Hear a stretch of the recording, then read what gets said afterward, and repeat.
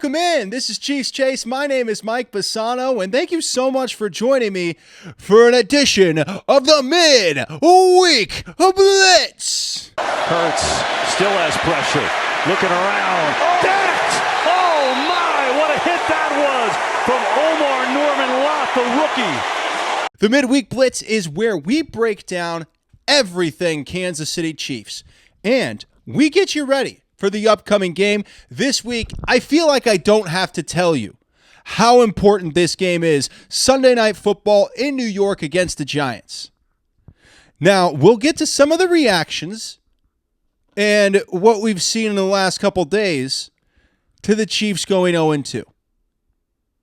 And that'll come up here in just a few minutes. But first, Xavier Worthy and Jalen Royals back at practice. It looks really positive and optimistic that Xavier Worthy, who suffered from a dislocated shoulder because he collided with Travis Kelce, and then Jalen Royals finally coming back. We're going to get a chance to see him in regular season action, a guy we've been waiting for. So these two guys coming back, potentially huge. Absolutely.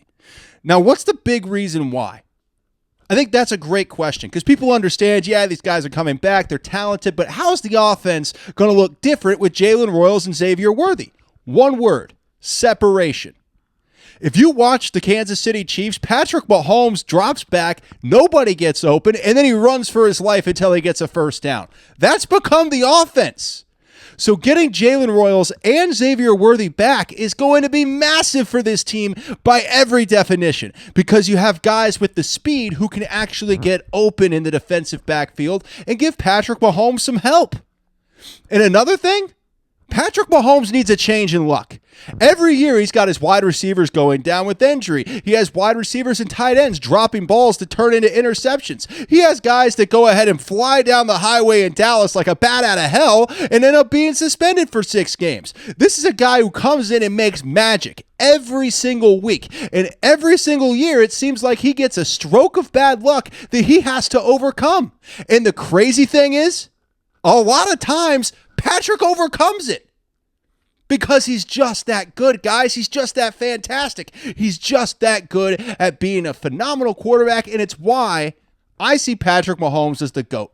He can go through anything. He can go through all the stuff. It doesn't matter. He comes in every Sunday, and he gives the Chiefs the best chance to win that any quarterback in the NFL is giving their team. Even Baker Mayfield.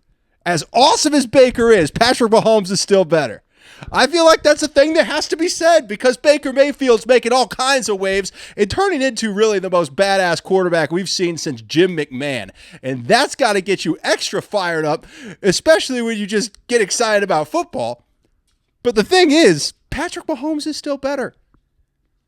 He might not be the toast of the week. He might not be the toast of the year, but he is still the magic man, the magician. And if he could just have a little bit better luck, well, then everything would get a lot easier for him. And we would see the GOAT finally have the ability to play like we know he gets to play. Because the issue right now isn't Patrick. I think that's absurd. And we will get to deeper into why that even has to be said coming up here a little bit later in the show. Maybe we get him a shaman. Somebody to change the luck. What are the things they do in Topanga Beach in California? What are they It's not incense. Sage. That's what it is. You got to burn a little sage. Wave it over Patrick. Wave it over the wide receiver core. Wave it over the running backs. Get somebody help him. Wave it over every tackle you have. The left tackles, the right tackles. Give Jawan Taylor an entire bucket of sage and just have him burn that for the entire week. Maybe that'll help. I don't know. At this point, you got to find some way to help Patrick Mahomes because that's the reality we're living in. He's the whole offense. You got to help him. All right, moving on. We'll get deeper. I say we're going to get deeper into it later, and then I just get charged up and it comes out. Now, there's one player for the Kansas City Chiefs that we talked about during training camp. We talked about him during the offseason. I think it's time to see a bit more of him. I'll tell you who that is coming up in just a few minutes. But first, it is pathetic how many people were waiting for the Chiefs to lose a couple games. I've watched all these guys sit there and predict this since Tyreek Hill left before the 2022 season. And finally, the Chiefs hit a little speed bump, losing to two really good teams who are undefeated, by the way, by one score. And all these people who are wading in the grass like freaking snakes are now out here to tell all of us, I told you the Chiefs weren't going to be as good this year. You've been saying that since 2022. Finally, they lose a couple of games, and all of you come out of the woodwork with the I told you so. Yeah, you told me so back when Joe Biden was president. So I don't care what you say now. You said that 3 years ago. Finally, they lose a couple of games. You feel vindicated? Get the hell out of here. I ain't hearing that for a second. Not for 1 second. But here they are. All is coming out. Well, I told you the Chiefs weren't going to be that good. Well, I thought the dynasty was over. You've been saying the dynasty is over every single minute of every single day for the last 3 years. Finally, the Chiefs lose a couple of games, and now you want to talk? Let me bring a comparison. I think this is important. It's a good comparison. Chiefs fans, specifically, will remember this comparison. Right now, the 2025 Kansas City Chiefs remind me of the 2014 Patriots. If you remember the Patriots early on in the 2014 season, I believe week 4, came to Kansas City to play on Monday Night Football one night after the Royals won the wild card game against the A's. And what happened? The Chiefs destroyed the New England Patriots. And I remember every pundit, every person standing on the field after the game, and every person talking into a microphone the next day. They said, the dynasty's over. The New England Patriots are unalived. You know who won the Super Bowl that year? The New England Patriots. The first beginning of the season isn't that important, guys. It's all about getting to the tournament, which I promise you the Chiefs are still going to do. So they can sit there and have their little ticker day parade, which they're definitely having all over the United States right now because they're all so pathetic and sad and they hate greatness and they're so happy for the Chiefs to lose a couple games. But listen to me. This is not over. And the Chiefs are going to get themselves hopefully back on track this week. And the addition of Xavier Worthy and Jalen Royals coming back to the team, back from injury, getting a little more help on offense is going to be massive for this week for the Kansas City Chiefs. So let them talk. Let them talk. I'm not giving up. I'm not caving after 2 one-score losses to 2 undefeated teams. And I think it would be stupid of me to do so. I think it would be stupid of all of us. Good news for them. Here's Mahomes. Looking around, pressure, he can run it if he wants. You know what he wants? Mahomes looking for the end zone! Touchdown! Couple bad games, suddenly people want to jump ship. You know what? If you're a Chiefs fan, you're jumping ship after 2 losses. And frankly, not even all the way bad games. The defense holding the Eagles to, I think, the lowest yards per play since 2017 with Doug Peterson. That's incredible. Was it 2017? I don't remember exactly what year it was, but it was with Doug Peterson, which means it was a long time ago.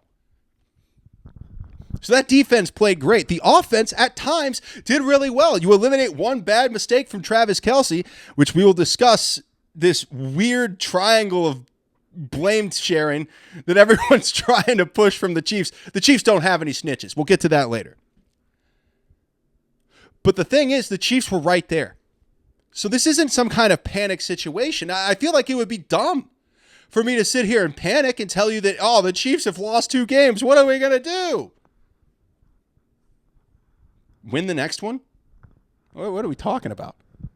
All right, now, I understand, though, Chiefs fans. I get it. I understand entirely this response that I've gotten a lot this week and just asking fans, like, for the midweek blitz, what do you want to talk about? Like, what are you guys interested in? And you know what the answer I'm getting is? We don't want to hear about anything. We just want to get to the next game and win it. I think the cleansing of a victory is going to be incredibly important, not just for the Kansas City Chiefs, but for Chiefs Kingdom. I think Chiefs Kingdom needs this win. Chiefs Kingdom needs the Chiefs to get a victory to try to wash off the Super Bowl and the first 2 games. And I think if Chiefs Kingdom needs that, then it's probably pretty safe to say that the Chiefs players and coaches and front office need it too. And this is not going to be an easy game. You're in New York, Sunday Night Football. This is going to be hard. Like, this is not some kind of, oh, they're 0-2. No, you got to go against Russell Wilson. That's a defending Super Bowl champion quarterback. That guy's done it. And he looks really solid throwing the deep ball for the first time in years. Of course, that's who the Chiefs have to go up against, an 0-2 Giants that can throw the ball downfield. Great, because now the Giants are hungry, the Chiefs are hungry. You have two 0-2 teams fighting for their lives on Sunday Night Football in New York. That is not an easy task. So the Chiefs are going to need all hands on deck and all the energy in the world. They can't come out flat again. They just can't. 2 weeks in a row, the Chiefs' offense has come out flat, and Patrick Mahomes has had to become the entire offense. That cannot happen again in New York because that offense has shown they can score in bunches, and if you get down early, it's going to be very difficult to try to climb your way back. That's a huge deal for the Kansas City Chiefs, and I think Brian Daboll has an axe to grind. If you remember 2012, Brian Daboll was the offensive coordinator in Kansas City.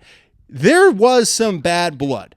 Now, I'm not saying that, he's held a grudge for the last 12 years or 13 years, and here it comes. I'm not saying that. I think that would be a lot to say. However, you don't think that adds extra motivation? It does. It always does. Anytime a coach goes against his old team, whatever, right? We expected to see that with Andy Reid last week, and you know what? I think we did to an extent, but it didn't get one in the win column. Now,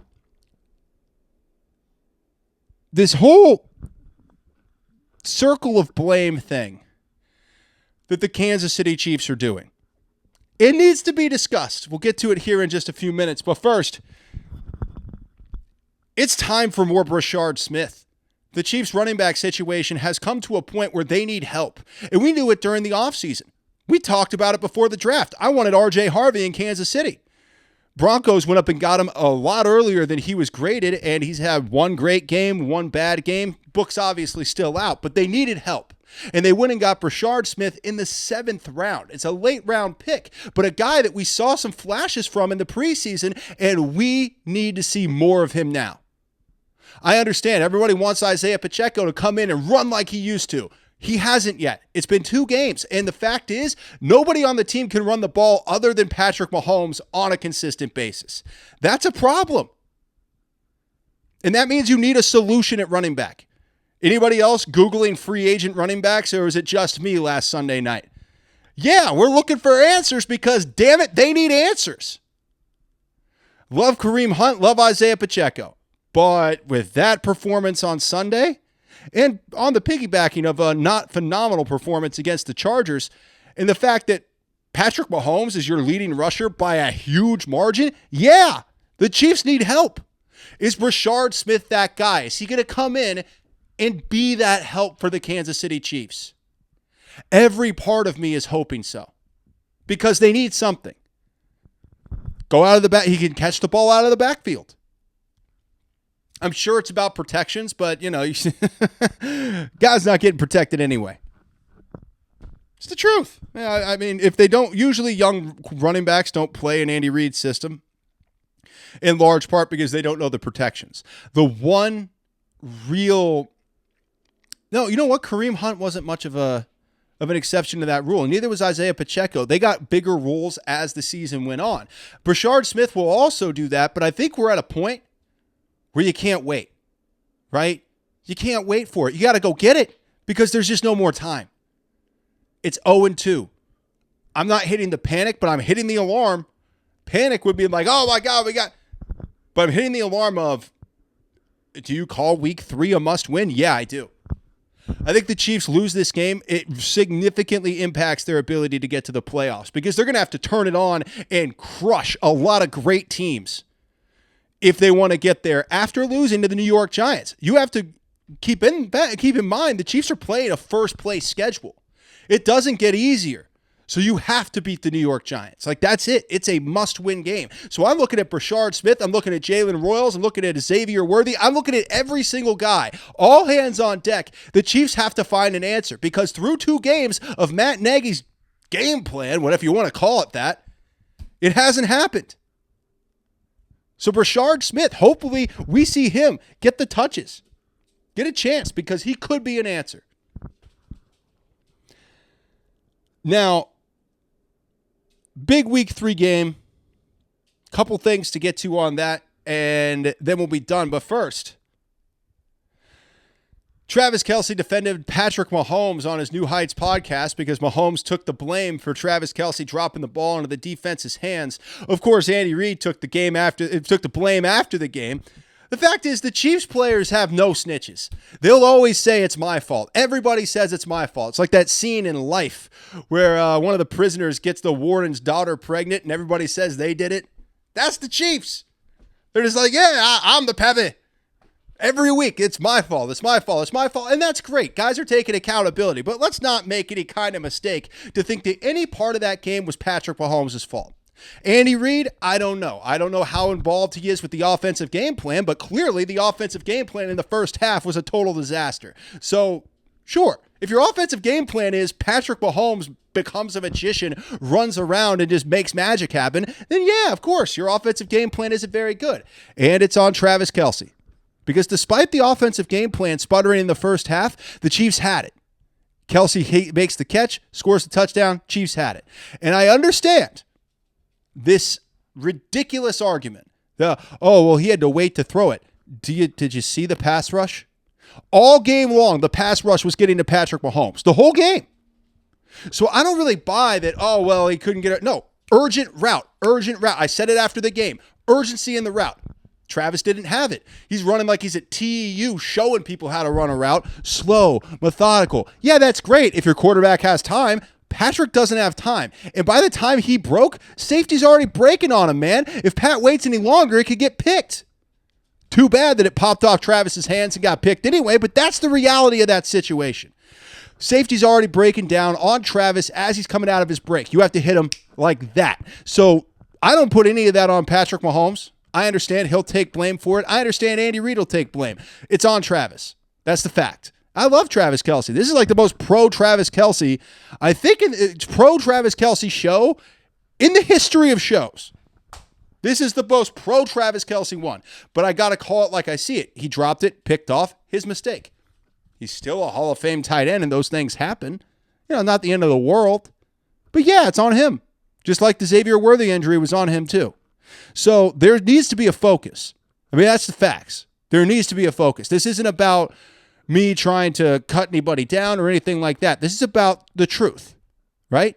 That's what we're focused on here. What actually happened and what needs to happen.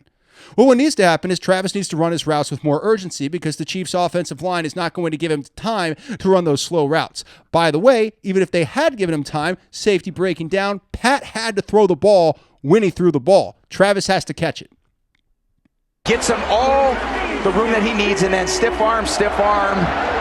Patrick knows where Travis is on every play, and he's going to get it to him. That's it.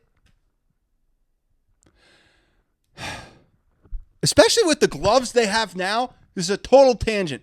But the gloves they have now are nothing like they had 20 years ago, man. Those gloves basically have stickum on them. Let's go. But that's been Pat the whole time. Like whether it's Tyreek Hill or whether it's Travis Kelce or whomever. Kadarius Toney. Oh, man, what a nightmare that was. It's true. Kadarius Toney popping. The ball's just popping off the hands and going into the other team's hands. That's something Patrick Mahomes has dealt with his entire career. But we have to be honest, right? That was on Travis. So that leads me into this. Giants and Chiefs is obviously the biggest Week 3 game that Patrick Mahomes has ever had. And the only question is, can he get some help? My God, can anyone help Patrick Mahomes? We're popping the ball off the hands that going into every week. It feels like Patrick Mahomes has to put the team on his back and become the magician.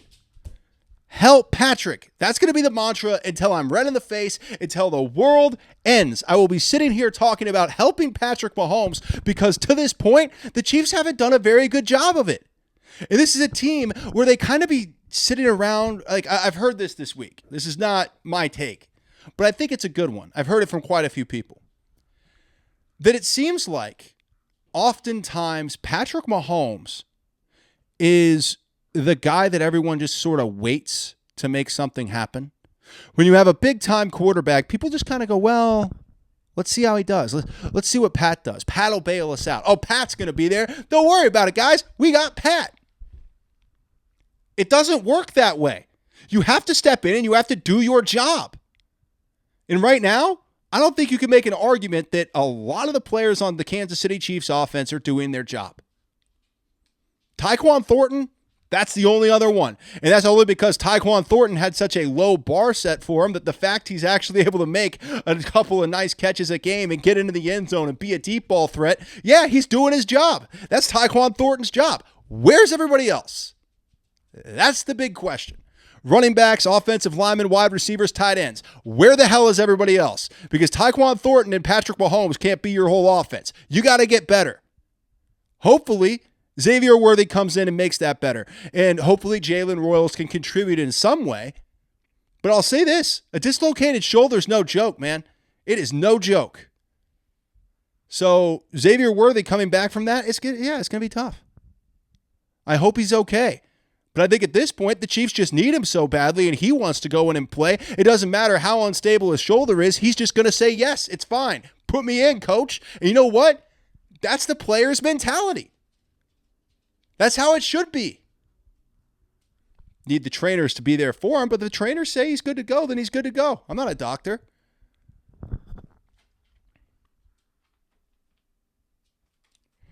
So 0-2 is not on Patrick Mahomes, right? Obviously not. I want to bring up Matt Nagy to finish things up. We talked about it on the last show after the game. Matt Nagy, a microscope is on him now. Matt Nagy's like this because everybody's talking about him in Kansas City. Matt Nagy is the most talked about guy in the greater Kansas City area because since he took over, the Chiefs' offense has been bad. Numbers-wise, it's been bad. Patrick Mahomes has still been amazing. That's why there's a reason. For all of last year, I told everybody, if you think Patrick Mahomes is having an off year or he's a bad quarterback, then you're not watching the games. You're just reading the stat sheet and deciding it's Patrick Mahomes' fault. Because if you watch the games, you see he's the only reason the offense scores any points. So it's not Patrick's problem. It's a problem of everyone else, and namely Matt Nagy. You got to call it out like you see it. If the game plan's bad 2 weeks in a row where the first half, all you have is Patrick Mahomes running and being a magician, then your game plan's not very good. And you got to make a major change, and everybody now is looking directly at Matt Nagy. I understand Andy Reid calls the plays, but when Eric Bieniemy was here, it looked a lot better. So yeah, Matt Nagy, there is a microscope over him. And I'm not saying if they have a bad week 3, he's gone. No, but I'm saying for the end of this year, I don't think they get rid of Matt Nagy during season. That's not really how Andy Reid rolls. But at the end of this season, you might be looking at Matt Nagy and going, hey, like if the Chiefs, let's live in this world for a minute. Just a quick hypothetical. If the Chiefs don't get it figured out, I think they will. I believe in them. And I actually, in a lot of ways, still believe in Matt Nagy, despite evidence. It's just the truth. Despite some evidence, I still believe in Matt Nagy. But let's live in this world for a second. Let's say Matt Nagy and the Chiefs go 8-9. Matt Nagy's gone. There is no other option. Matt Nagy's gone. So that's what's at stake for Matt. That's what's at stake for the players. That's what's at stake for everybody. It's Matt Nagy's job. And that's what this season, if the Chiefs fall off this season, Matt Nagy will be the one they point to. And frankly, it's hard to say he's not the guy. Because when Eric Bieniemy, who by the way is coaching running backs in Chicago right now, he is so underemployed. There is no one in the NFL more underemployed than Eric Bieniemy. It's because, he's hard to get along with. Well, maybe if some of you guys were a little bit harder to get along with, everybody wouldn't be playing like they don't care. Everybody wouldn't be playing like they have no actual motivation other than just their paycheck. Because Eric Bieniemy got the best out of people. And no matter how much people didn't like it, he won championships with a great offense. He didn't have to be carried over the finish line. Eric Bieniemy got the job done on a consistent basis. Mahomes, pressure throws. Great catch, Kelsey. Somehow picked it up. He's got a first down. Oh, man, that thing was on the ground that he picked it up. So don't tell me Eric Bieniemy's not nice enough to have a job. He's smart enough to have a job, and if you cared about production over everybody feeling good about themselves, then you would have a winning football team. That's for everybody. That's not just for the Chiefs. That's for everybody who's struggling offensively right now. You got Eric Bieniemy sitting in Chicago coaching running backs when he's one of the best offensive coordinators I've ever seen in my entire life. And I don't think it's racism. I know a lot of people throw that out with Bieniemy, that he's like, no. It's agreeableness. He has a hard time getting along with people. He says things that rub people the wrong way. Well, guess what? I don't care. This is the NFL, which means not for long when you're a freaking wuss that can't hold anybody accountable. Ask Mike McDaniels. Mike McD down there in Miami. How are things going for little Mikey? He doesn't hold anybody accountable. He's too busy having fun in Miami and being a cool, chill guy to actually hold anyone accountable. How do the Miami Dolphins look right now? Tua's out there saying the dumbest things I've ever seen in a press conference. That's what it happens when you have a coach that's everyone's best friend. That's what happens. Total disaster. So I don't care if the players like Matt Nagy. Maybe the problem is that the players like Matt Nagy. You need someone, an assistant, that's going to just be the guy, be the MFer that everybody hates. You need him because Andy is a guy that everybody likes, and that's great. Andy should be a guy everybody likes. He's been that his whole career. He's won multiple Super Bowls. That is awesome. But you also need an assistant who's going to be there to just get after everybody.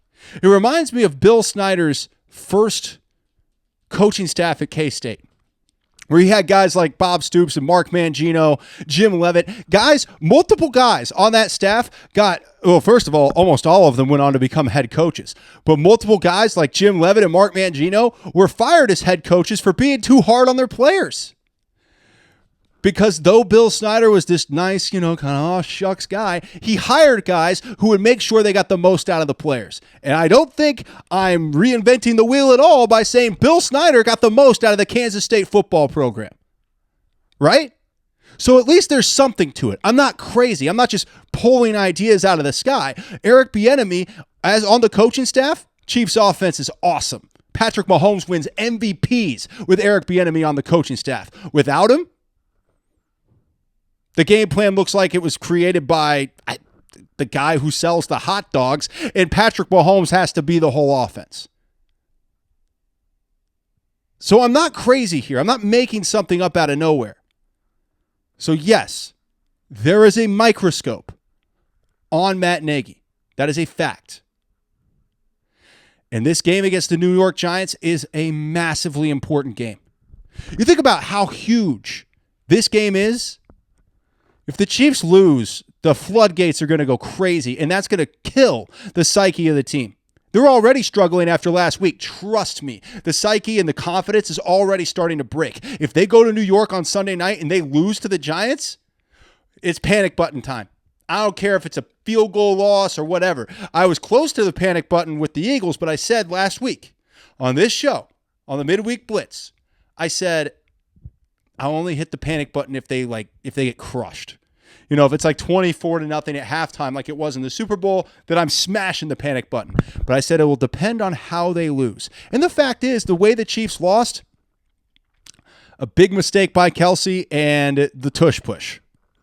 That's not a time to hit the panic button. Absolutely not time to hit the panic button. But if the Chiefs go to New York and lose on Sunday Night Football, I'll be here post-game right here with you, and I will be smashing the panic button.